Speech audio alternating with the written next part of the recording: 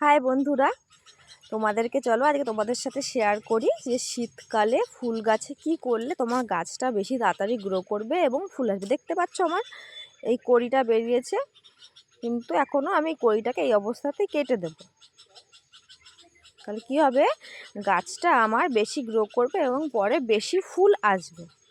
সেরকমই দেখো ডালিয়া গাছের, যদি তোমরা ডালিয়ার বড় বড় ফুল চাও তাহলে এই ছোট ছোট কানাগুলো বেরোচ্ছে, এখন থেকে এগুলোকে ভাঙতে শুরু করবে।